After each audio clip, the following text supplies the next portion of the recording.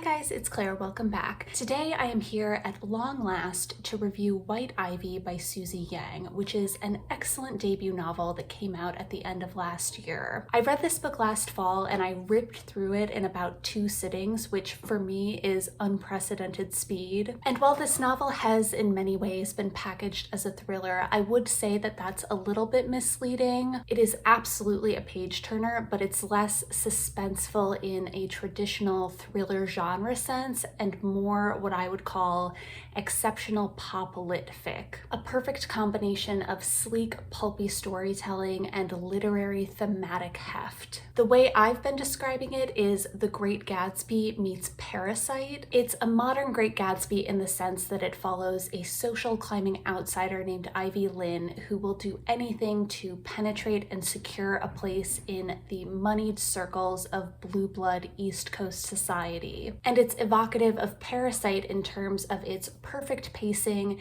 its dark and sometimes shocking narrative turns, and its ultimately brutal class commentary. But today I want to focus primarily on the parallels between White Ivy and The Great Gatsby, and in doing so I want to talk a bit about White Ivy's place within the tradition of American dream narratives, and particularly that canon of early to mid 20th century American literature that reflected a modern disillusionment with and loss of faith in the American dream. A disillusionment that certainly persists today, but that White Ivy complicates in some really sharp and interesting ways. White Ivy follows Ivy Lynn, who is born in China and spends the first several years of her life being raised by her quick-witted grandmother. From there, Ivy grows up in Massachusetts and New Jersey, and her childhood and adolescence is marked above all by Ivy's keen awareness of her family's financial precarity and an ever-present sense of dread and anxiety regarding money and material things. In middle school, Ivy becomes enamored with an affluent golden boy classmate named Gideon Spire, and around the same time, she also spends a pivotal summer back in China, during which she experiences true wealth and luxury for the first time while visiting her father's rich relatives. And all of these formative experiences work together to crystallize young Ivy's utter obsession with wealth and status and economic security. The story then jumps about 10 years into the future, where Ivy is a 27-year-old first grade teacher looking for a rich husband when she reconnects with none other than Gideon Spire and slides almost too effortlessly back into his life and the world of moneyed East Coast wasps. And the deeper Ivy embeds herself in that world, the more she tries to distance herself from her background, her family, and her own identity. All of which is complicated and potentially compromised when someone from Ivy's past unexpectedly returns, which is very bad for Ivy, but very good for you as a reader. But beyond being this incredibly engrossing, entertaining read, complete with a couple of truly what the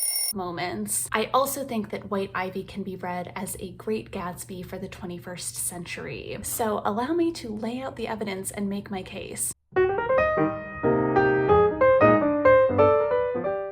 For some background, The Great Gatsby was originally published in 1925 by then 28-year-old F. Scott Fitzgerald. It depicts the tragic rise and fall of Jay Gatsby, the son of poor North Dakota ranchers who moves east to pursue fame and fortune and to forge himself as a kind of self-made American success story. And this is all done in hopes of winning back his former lover, Southern heiress Daisy Buchanan. The novel is narrated by Gatsby's friend and fellow Midwesterner Nick Carraway, who stands idly by as Gatsby discovers that no amount of new money or notoriety will ever give him true access to the old money circles that Daisy and her husband Tom inhabit. The green light at the end of Daisy's dock, that hoped-for future that Gatsby famously grasps towards across Long Island Sound, will, alas, always remain out of reach. In the final sequences of the book, Daisy kills her husband husband's mistress Myrtle Wilson in a hit-and-run accident and allows Gatsby to take the fall for it, after which the great J. Gatsby himself is shot and killed by Myrtle's vengeful husband George, who then takes his own life. Meanwhile, Daisy Buchanan, who alternately represents old money society and the false promise of the American dream, rest assured, Daisy lives on. And in terms of its initial narrative trajectory, White Ivy echoes The Great Gatsby in several interesting ways. The first and most obvious parallel is the premise of the story. Like The Great Gatsby, White Ivy is a quintessentially American rags to riches story that follows an ambitious, enterprising social climber who will do anything to leave behind her lower class roots. Like J. Gatsby, Ivy Lynn is an outsider looking to become an insider via the promise of social mobility. Like Gatsby, Ivy dissembles and obscures aspects of her background in her dogged pursuit of that upward mobility. And like Gatsby, she romantically pursues an upper-class person as a means of gaining a foothold in and a kind of legitimacy in that world. In addition to their use of the rags to riches narrative template, F. Scott Fitzgerald and Susie Yang also both employ narrative perspectives and techniques that I would argue allow you to read The Great Gatsby and White Ivy more through a lens of fable or allegory than that of mere literary realism, which in turn allows both of these novels to be about something bigger than the characters themselves. In this case, that bigger thing being America and the American dream. In The Great Gatsby, for example, Nick Carraway is recounting the events of the novel 2 years after the fact. It is a story told in hindsight, and as such, Nick can't help but imbue the past with a glow of youthful romanticism and regret. And it's through the haze of that overwhelming nostalgia that Nick fashions the events of the novel into a kind of symbolic American morality tale, and Gatsby in turn into its tragic martyred hero. For much of the book, we are literally looking up at Gatsby's colossal castle from the grounds of Nick's humble cottage. He's a character forever shrouded in mystery and celebrity and murmured party gossip. And in that way, Fitzgerald, through Nick's narration, builds Gatsby up into this almost mythic kind of figure. And even when we learn at the end of the book that the great J. Gatsby is in actuality just a poor farm kid from North Dakota named Jimmy Gats, it only reinforces the grandiosity of Gatsby's self-invention and the sense that we are reading a book about something more than any one flesh and blood man. That this is, in fact, a book about America itself. And so in all of those ways, The Great Gatsby can be read as a highly allegorical novel, and its intense symbolism, particularly in the character of Gatsby himself, is, I would say, a big part of what has given the novel such staying power in the American imagination. White Ivy is a bit more grounded, but like The Great Gatsby, its characters and narration feel like they carry a certain symbolic or representative import, particularly in terms of what they're saying about how to make it in America. Like The Great Gatsby, White Ivy is a story told in retrospect, and while there is no Nick Carraway here to act as mediator, Susie Yang does employ a third-person omniscient narration that reminds you at key moments that the events of the novel have already happened. Carefully dropped lines like, "To her dying day, Ivy would remember this feeling," subtly create a temporal distance between you, the reader, and the characters and the events being recounted. And that distance, I would say, does give Ivy's story a touch of the timeless, shades of a whispered fable or even a dark fairy tale. The somewhat removed position of the narration also creates an emotional distance between you, the reader, and Ivy, the character. But I actually think that that works and is serving its own kind of purpose here. Unlike a lot of character-driven literary fiction that pulls you close to the protagonist and invites you to map yourself onto them, in White Ivy, the reader instead takes on the role of witness or onlooker, audience to Ivy's rise and fall that, again, like Gatsby, gives her character a tinge of the mythic or the larger than life. Much in the Fitzgerald mode, Susie Yang also employs a lot of symbolism symbolism throughout the book. Like Gatsby, Ivy has multiple names that are freighted with meaning. Her English name Ivy suggests the prestige and elitism of the Ivy League, the climbing and striving of the literal ivy plant, and of course also might invoke the idea of poison ivy. And her Chinese name, Ji Yuan, means to chance one's luck, which Ivy does repeatedly throughout the book, and which I think is a really smart and subtle way of undermining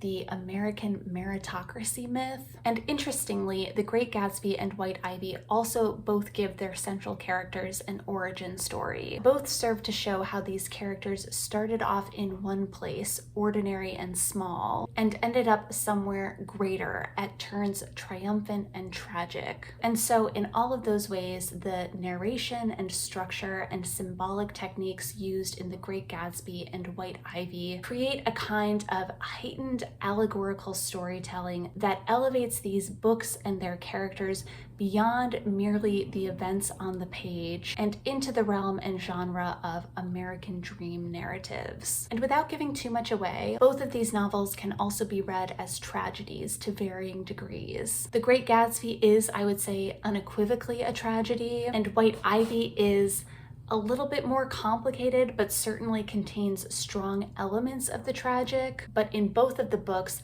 the tragedy is rooted in the scam that is the American dream and the irrevocable sacrifices that Gatsby and Ivy make for a dream that was never really meant for either of them. Which brings me to how and where White Ivy departs from The Great Gatsby.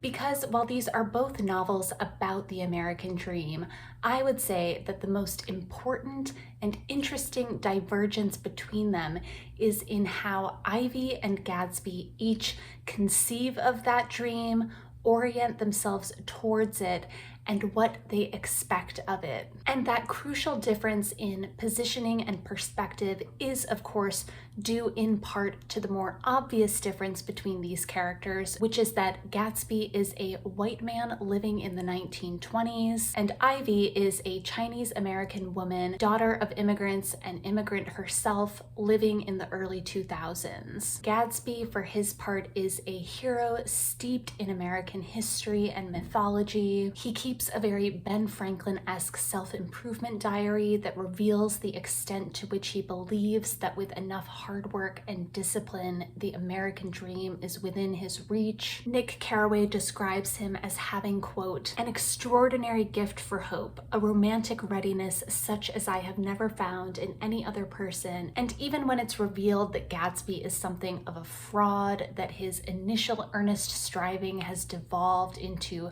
corrupt criminal activity, his aspirations are still portrayed as being noble and worthy of admiration. It's not Gatsby who has failed so much as America has failed him. And we can see that most clearly in the fact that Gatsby dies for his dreams. One of his last acts is taking the fall for Daisy's hit and run, i.e. literally sacrificing himself for a love and a woman and a dream who are not worthy of his devotion. And in the end, The Great Gatsby's profound sense of tragedy stems directly from Gatsby's unwavering faith in that failed promise of Daisy, the green light, and the American dream. But it's also worth noting that the novel's ultimate disillusionment with the American dream is premised on the idea that that dream was at one point within reach, that America has since lost something essential about itself. The final paragraphs of the book invoke an image of the Dutch settlers of old setting their eyes upon the new world. And Nick laments that that era of boundless possibility and dreaming has passed.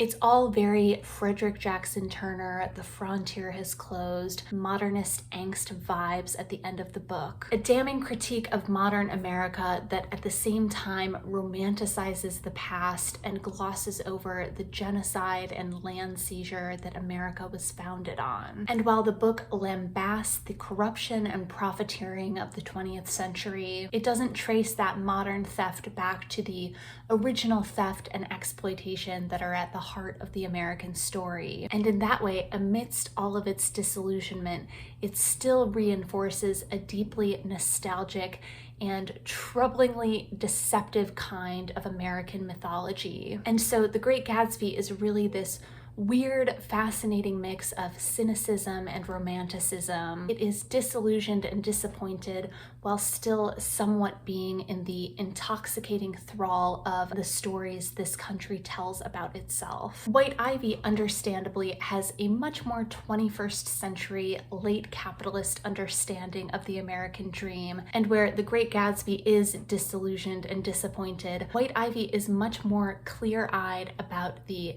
theft and corruption that are part and parcel with the American dream. And it signals as much in the first line of the book, which is, Ivy Lynn was a thief. And while Ivy and Gatsby are, I would say, equally driven by their desire for money and material things, Ivy is presented as not nearly so noble or romantic a protagonist as Jay Gatsby. Gatsby's ambitions are always framed in the glow of the poetic and the profound, of higher ideals. Yes, he has this over-the-top mansion and a million silk shirts, but beyond that, he's chasing after love. He's reaching towards the sublime green light across the water. Even when Daisy's voice is famously described as being full of money, there's a dazzling richness to Fitzgerald's language that makes it all feel less crass and more like an aesthetic experience. In contrast, Ivy's conception of wealth is more hardened and pragmatic, and the impulses that propel her towards wealth and luxury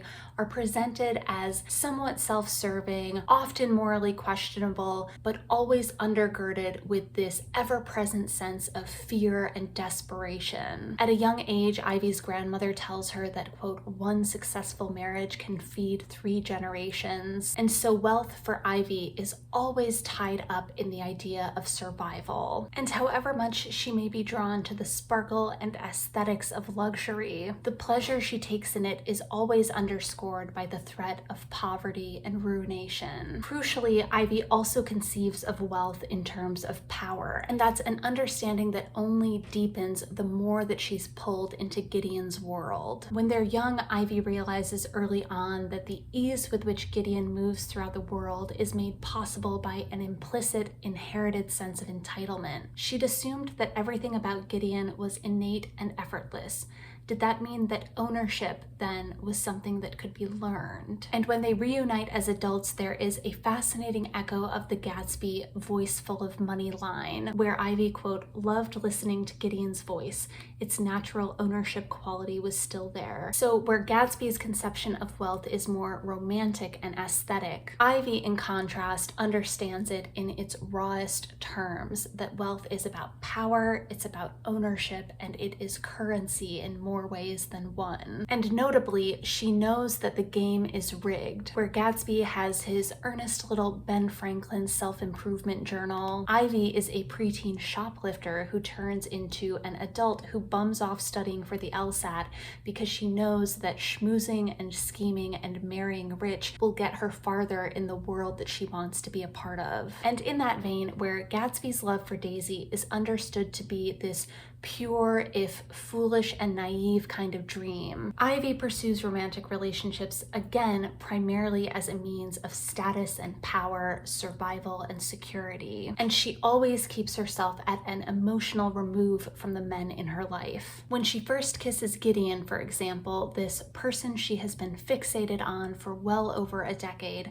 this is how Susie Yang describes it. How did it feel? It felt as light and buoyant as the stars above, watching over them in their cold, distant glory. There's not a whole lot of romance in that. Instead, there is victory and triumph and this sharp, foreboding edge to everything. Ivy isn't falling head over heels for Gideon so much as she is securing for herself the life and future that Gideon represents. Where Daisy for Gatsby is the American dream, men for Ivy are always just a means to an end. And on that note, let's get into some spoilers. Because speaking of the men in Ivy's life, the thing that I have not been able to mention up until now is that Interestingly, the most Gatsby-esque character in White Ivy is not actually Ivy herself. The most Gatsby-esque character in White Ivy is Rue Roman. Let's talk about Rue for a second. Rue Roman is Ivy's childhood friend, the son of working-class Romanian immigrants raised by a single mother. And although Ivy and Rue hook up at one point as teens, Ivy ends up shunning him in favor of Gideon. And then when her family moves to New Jersey before high school, she never hears from him again. Until 10 years later, when Gideon's sister Sylvia shows up at the Spire family home in Cape Cod with her rough and tumble, chain-smoking art dealer boyfriend, who is none other than Rue Roman. This return is hinted at in the jacket copy of the book and is referenced explicitly in a number of reviews, but I have to say, when Rue turns up again a little before the halfway point in the book, my heart stopped for a second. It is just a thrilling,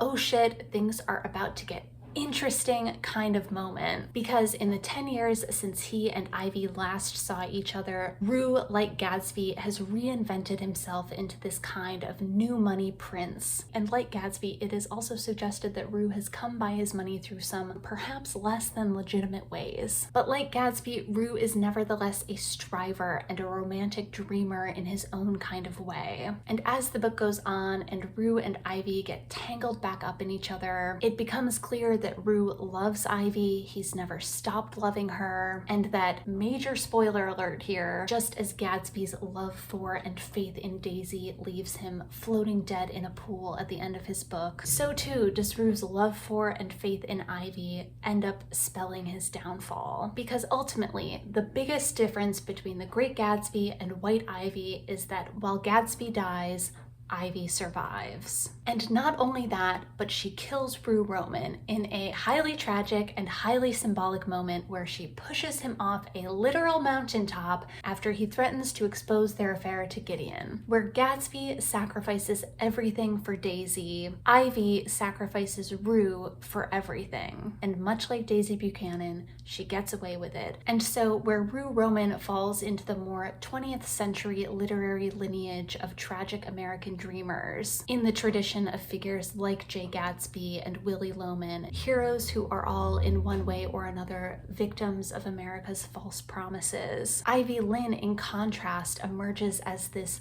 strange kind of victor, someone who fundamentally understands the American dream for what it is and is willing to engage in the theft and exploitation that it demands.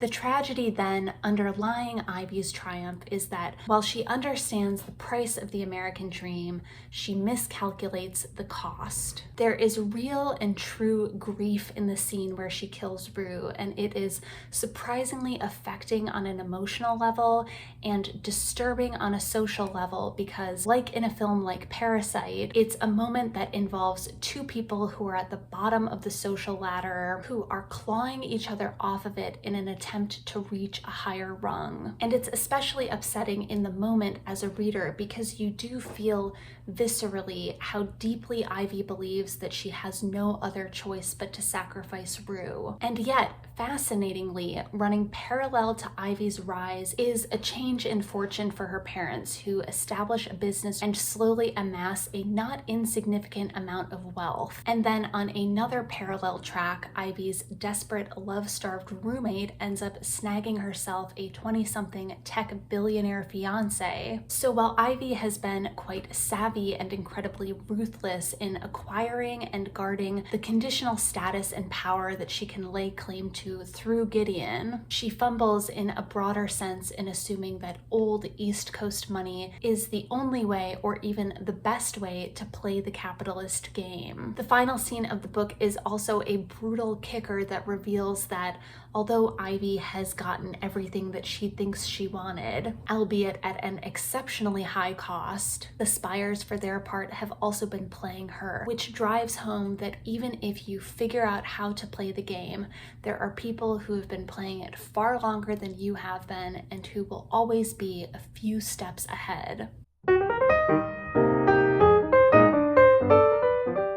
And so So if The Great Gatsby offers a romantic but disillusioned vision of the American dream as a broken and corrupted promise, White Ivy is its even more hardened and cynical descendant, a book that from its outset understands the American dream as the rigged game that it is, but that still isn't able to imagine the American dream outside the punishing context of capitalism. I do think there is so much to admire in White Ivy's jaded clarity, but it does also make me wonder about what an American dream novel will look like in the next 100 years. If it will be more of the same kind of cynicism, or if there is somehow some way out of the trenches of iniquity that have characterized the early part of this century and the last. Perhaps only time will tell. As some brief parting thoughts, Great Gatsby comparisons aside, White Ivy is truly just a fantastic read. Susie Yang's prose is deliciously sharp. Her dialogue and the way she depicts the physicality of her characters is excellent. There's a confidence and sureness to her plotting and her pacing that makes you feel like you are in exceptionally good hands. And her insights into wealth and status and appearances in America are mercilessly incisive. It's just a blast of a book, and one that,